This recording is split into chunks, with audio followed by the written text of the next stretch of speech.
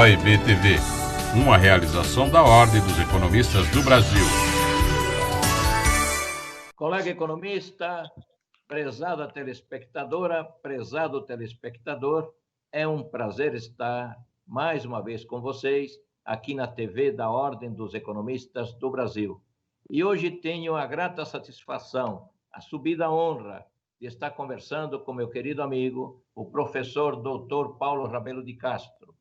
O Paulo foi presidente do IBGE, foi presidente do Banco Nacional de Desenvolvimento Econômico e Social e foi agraciado em 2018 pela Ordem dos Economistas do Brasil com o título de Economista do Ano. Paulo, é um prazer enorme estar contigo aqui na TV da Ordem dos Economistas do Brasil. Muito obrigado, meu querido presidente, professor Manolo. Você sabe que você está no nosso coração e, através da sua pessoa, eu faço questão de enviar um abraço muito carinhoso para todos os economistas e os economistas colegas nossos que nos ouvem, são muitos, através do canal da Ordem. Agradecer ao Fernando que pilota tão bem esse programa atrás das cenas. E agora estou à sua disposição para a gente conversar um pouquinho sobre esse ano terrível de 2020 e as perspectivas para 2021. Exatamente. Vamos dividir, então, Paulo, a nossa entrevista em duas partes. Uma primeira parte seria o que ocorreu e ainda está por ocorrer em 2020, estamos ao final do ano, e depois, no segundo bloco, as perspectivas da economia brasileira e da economia mundial, deixaremos, então, para esse segundo bloco.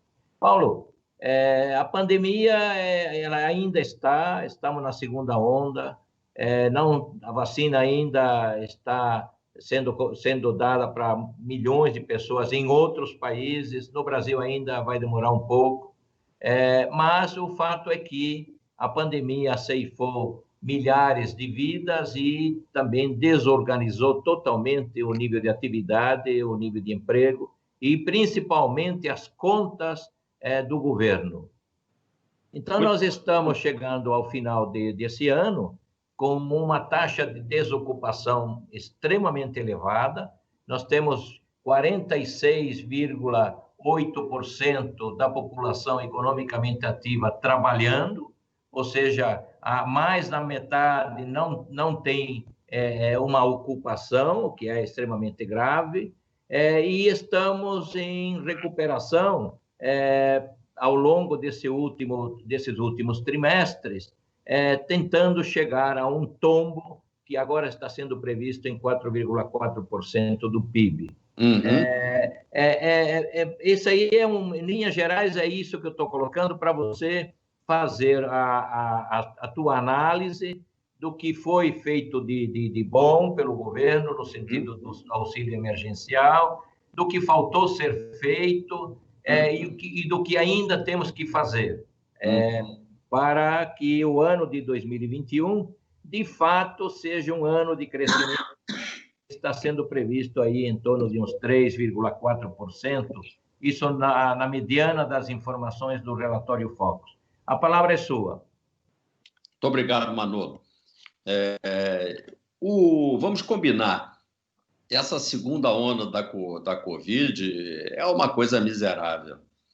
Realmente, nos nossos corações, ninguém esperava por essa. Embora a influenza, que graçou e ceifou milhões de vidas há um século atrás, exatamente, entre 1918 e 1919, com alguma repercussão até 1920, 21, que foi chamada injustamente de gripe espanhola, o seu DNA está lá na Espanha, mas nem por isso. Eu preciso ressalvar que a Espanha não foi responsável, isso aparentemente começou nos Estados Unidos, essa gripe terrível, com características viróticas muito parecidas com esta, não é? Mas sem a vantagem da vacina, que abre uma perspectiva diferenciada para uma recuperação mundial um pouco menos sofrida.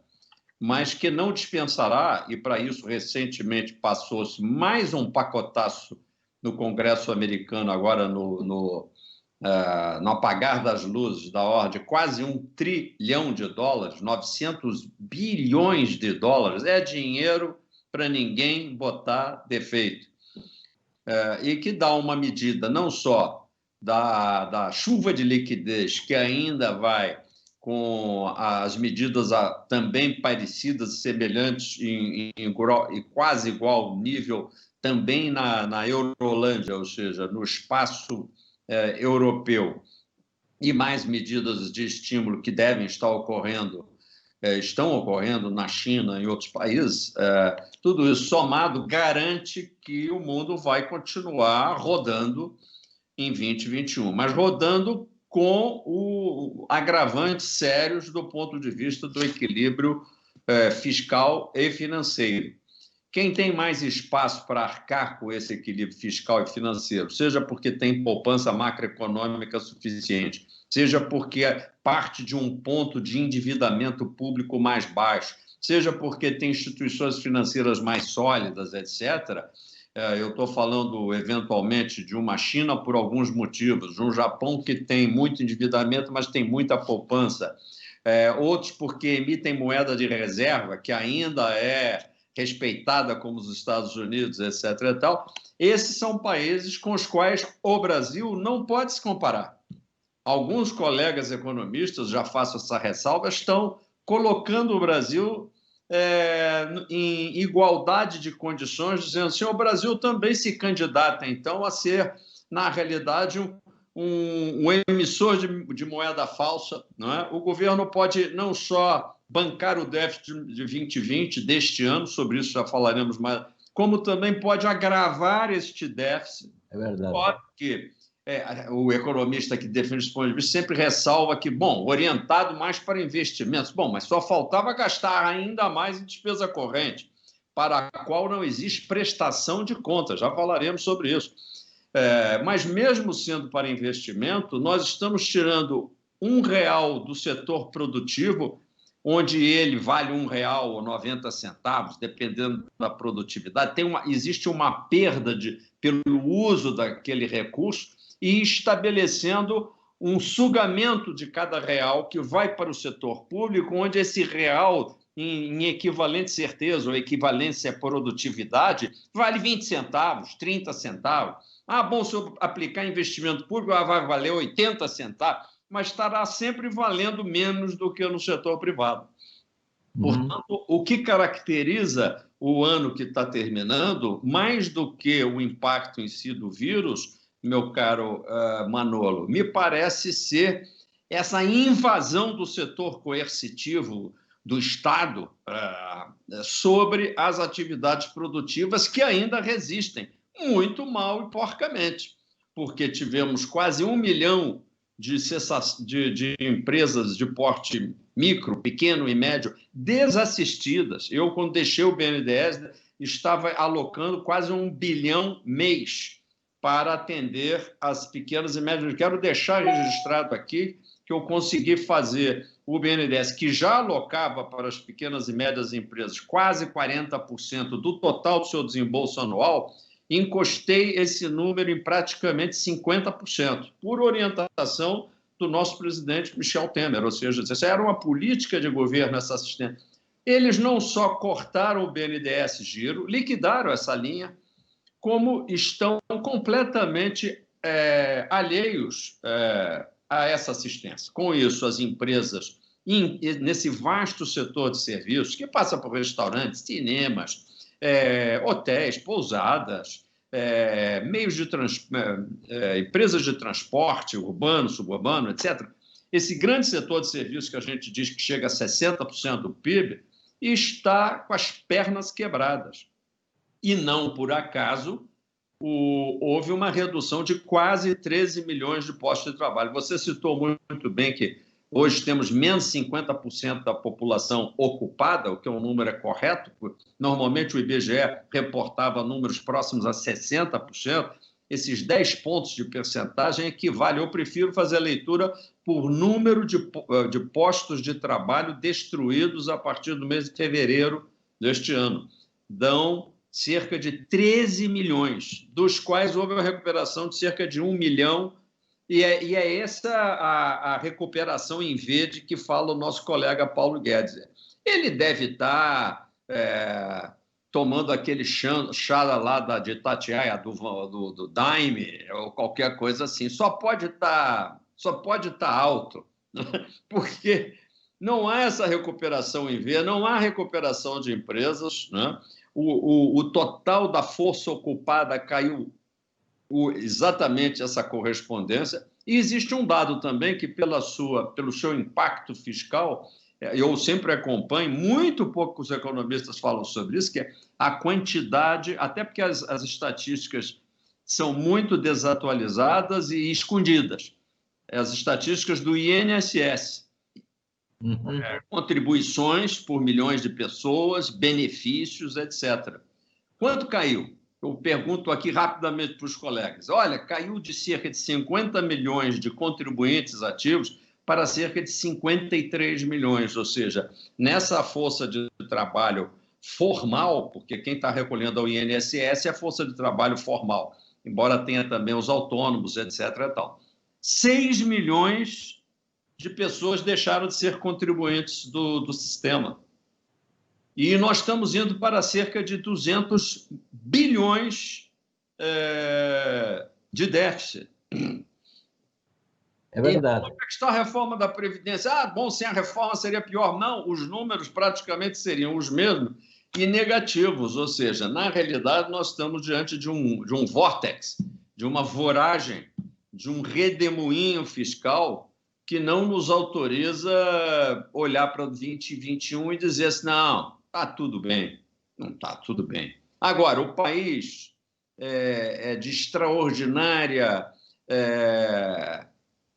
potência, é só o nosso agronegócio. Os setores que justamente estão um pouco mais longe do vórtex, porque são plataformas produtivas que têm uma certa blindagem tributária. Nunca se vê agricultor dizendo que pagou imposto, renda.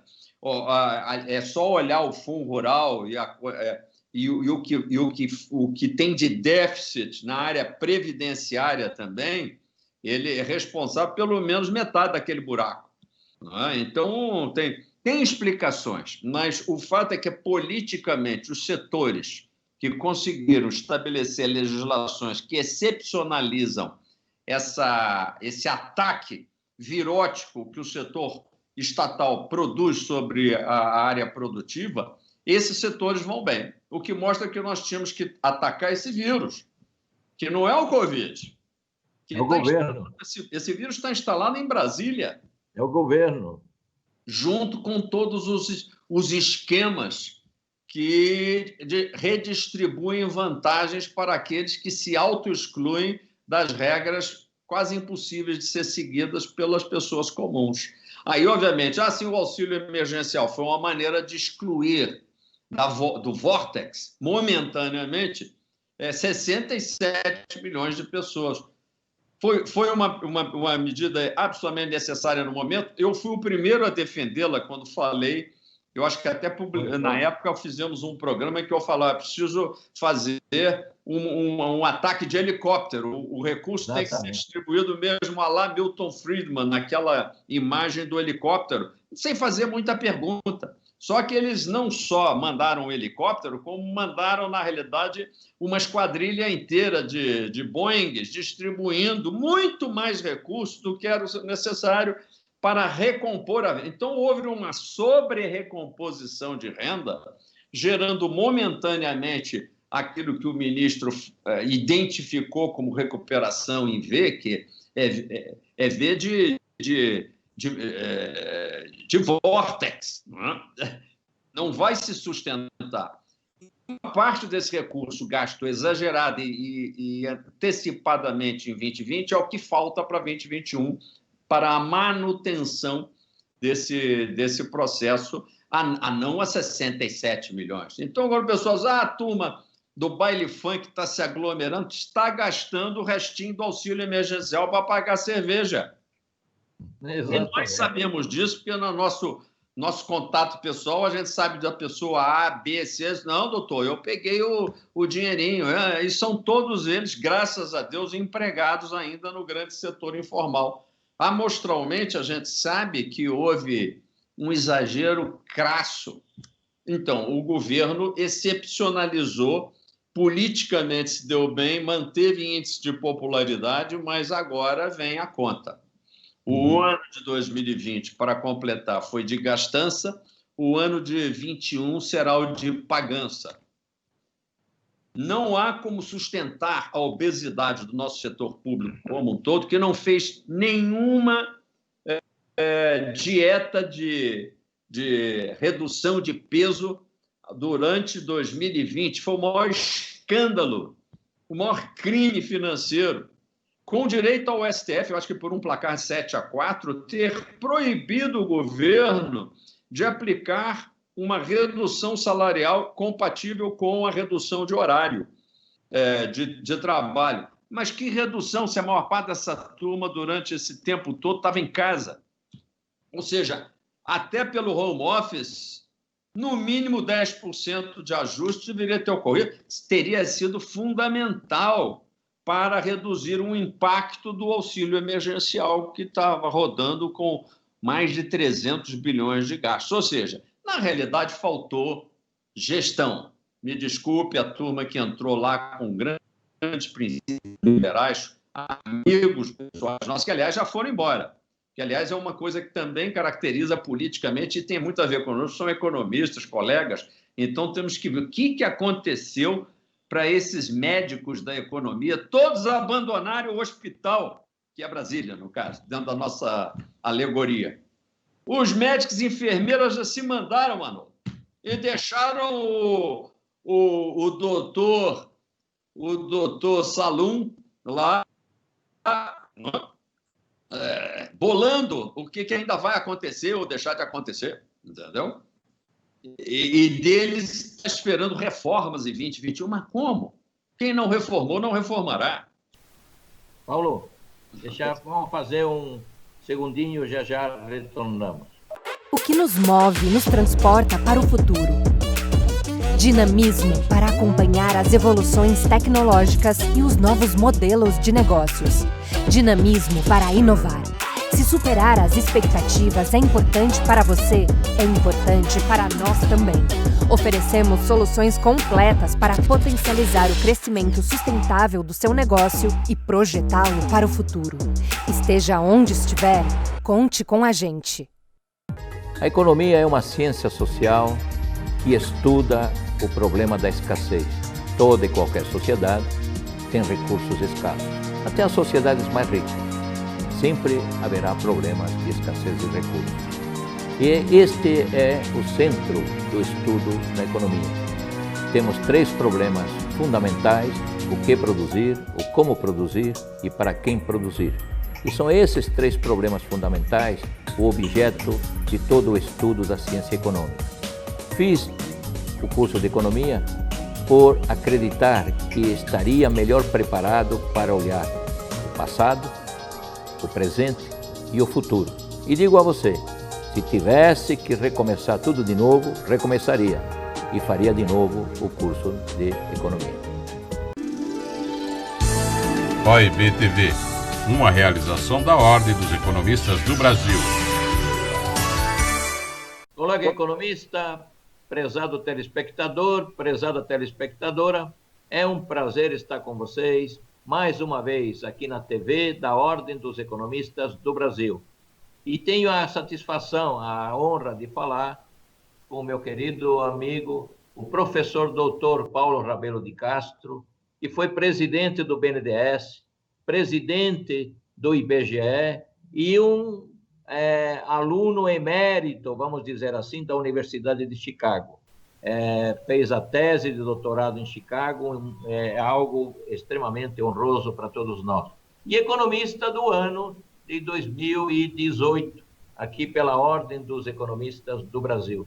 Paulo, Estamos terminando o ano de 2020, você já fez um belo apanhado do que ocorreu e o que deixou de ser feito, e estamos adentrando para 2021. Temos uma promessa de crescimento, o que não será nada difícil, porque estamos numa base extremamente baixa, mas há muitas incertezas. O auxílio emergencial vai continuar, o teto do gasto vai ser estourado, enfim, as finanças, a questão fiscal, eu sempre tenho colocado em minhas análises como a questão fundamental da economia brasileira. Estamos em contínuos déficits primários há muitos anos e, infelizmente, vamos continuar nessa mesma linha nos próximos anos. Como é que você vê a economia brasileira com esses problemas todos da segunda onda, o lado positivo da vacina, enfim, 2021? Como é que você está vendo 2021? Vou ser, vamos dizer, muito rápido, porque dispomos de pouco tempo, mas para começar, dizendo que 2021 está longe de ser o ano em que a gente sai da floresta e encontra o caminho. Ainda estamos em busca do caminho. Temos conflitos políticos que mais atrapalham do que ajudam. Gostaria de falar sobre isso, mas é só lembrar que entramos em 2021 sem o orçamento aprovado. E até a lei de diretrizes orçamentárias acabou de ser aprovada agora no apagar das luzes. Portanto, um ano do ponto de vista de gestão, como eu falei, gestão, muito mal organizado, muito mal planejado. Agora, temos setores, vamos combinar, setores e regiões que praticamente passam ao largo. Graças a Deus, o Brasil não é algo homogêneo, mas é um todo heterogêneo, relativamente heterogêneo, sofrendo diferenciadamente os impactos, não só do coronavírus, como dessa coerção permanente do governo sobre o setor, e já mencionamos o agronegócio. É bom mencionar também vários segmentos da indústria, Manolo, que estão respondendo muito bem. Por quê? Porque com o câmbio acima de R$5, é só fazer o gráfico. Em poucas ocasiões nós tivemos um estímulo de ordem cambial tão bom, quando cotejado com os níveis salariais atualmente praticados, que estão deprimidos, a relação câmbio-salário, que a gente sempre acompanha na RC, é muito favorável, e isso vai dar um certo apoio para o exportador industrial brasileiro, junto com, obviamente, a pujança da exportação agropecuária e mineral. Para quem? Para os mesmos asiáticos. Menos para a Europa, mas certamente alguma coisa também para os Estados Unidos. Então, a crise não é por aí.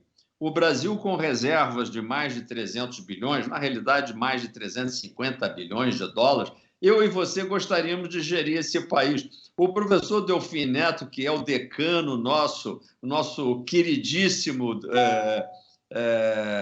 amigo e professor de sempre, esse sim, junto com o Galvez, penaram vendendo uma saca de café no almoço para poder pagar um barril de petróleo à noite, sem um tostão em moeda forte. Então, o Brasil, sob esse ponto de vista, vive uma crise cretina, uma crise criada pela incapacidade do setor público de dizer: eu sou a doença, vou promover a minha autocura, que o que vemos é exatamente o contrário.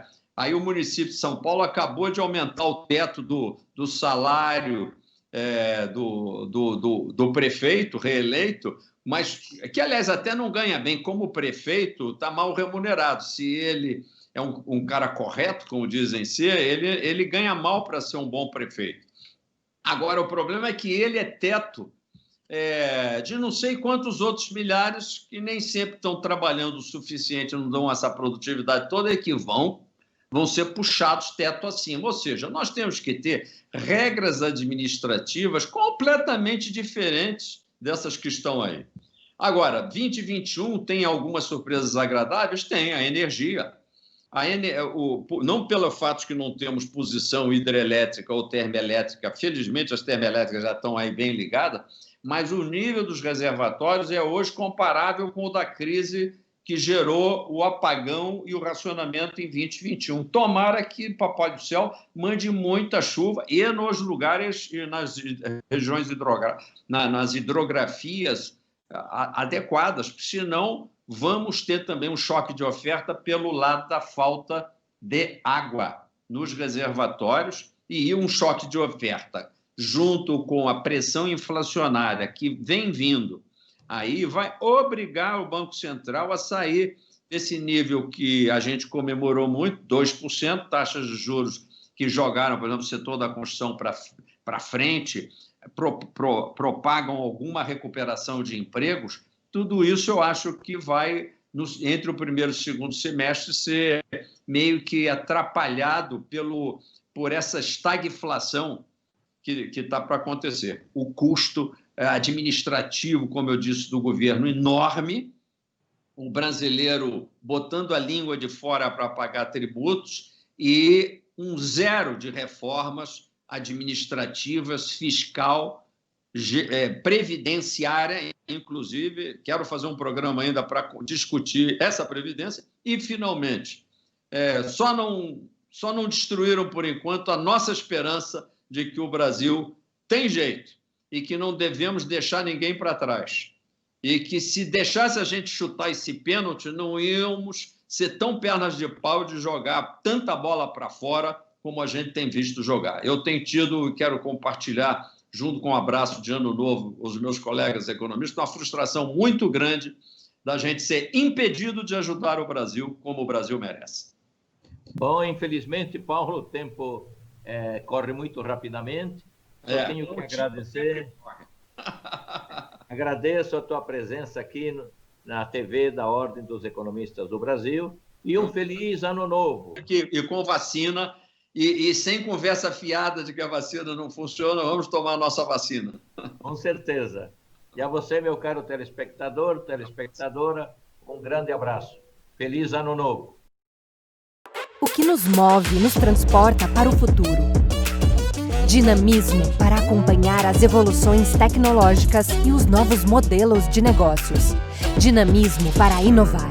Se superar as expectativas é importante para você, é importante para nós também. Oferecemos soluções completas para potencializar o crescimento sustentável do seu negócio e projetá-lo para o futuro. Esteja onde estiver, conte com a gente.